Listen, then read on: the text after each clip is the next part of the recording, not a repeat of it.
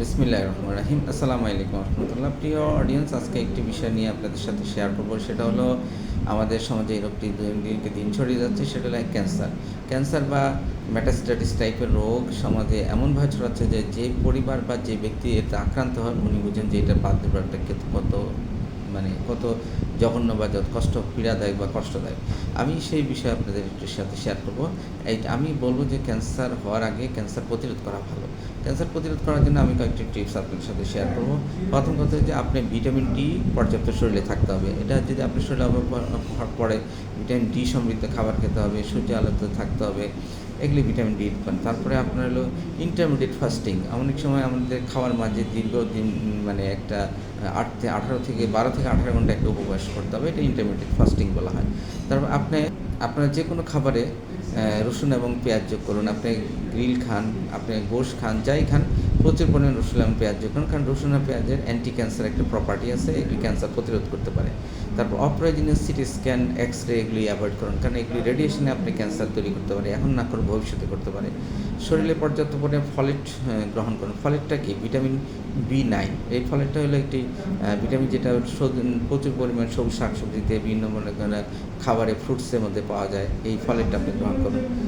প্রোলাংড fasting, দীর্ঘবাহিত fasting করুন। অর্থাৎ আমি তো বললাম যে ইন্টারমিডিয়েট ফাস্টিং করে, প্রোলাং ফাস্টিং করা 24 থেকে 25 ঘন্টা, 20 থেকে 25 ঘন্টা যখন আপনার ফাস্টিং করবেন সেটা প্রোলাং ফাস্টিং হবে।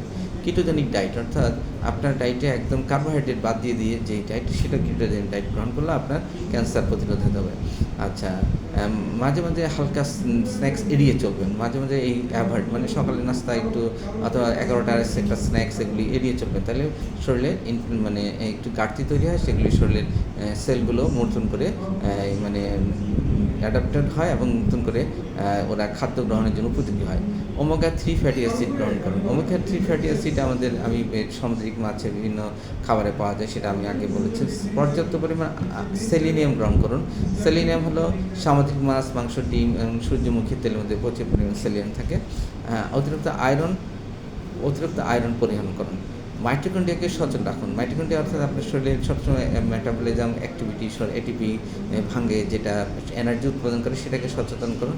যেমন খান ভিটামিন বি3 সামুদ্রিক মাছ, সামুদ্রিক ডিমে পাওয়া যায়।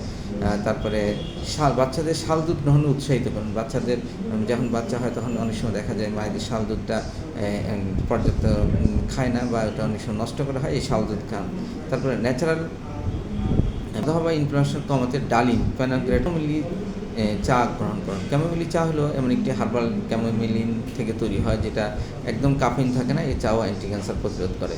তারপরে পরিশুদ্ধ পানি খান। তারপরে সবুজের মধ্যে শ্বাস নেন, অথবা একটু নিয়মিত সবুজের ঘোরাঘুরি করেন। গ্রিন টি পান করুন। গ্রিন টি, সবুজ চা পান করুন।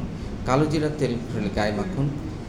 পর্যাপ্ত ব্যায়াম করুন, এক্সারসাইজ করুন, তাইলে আপনি ক্যান্সার প্রতিরোধ করতে পারবেন।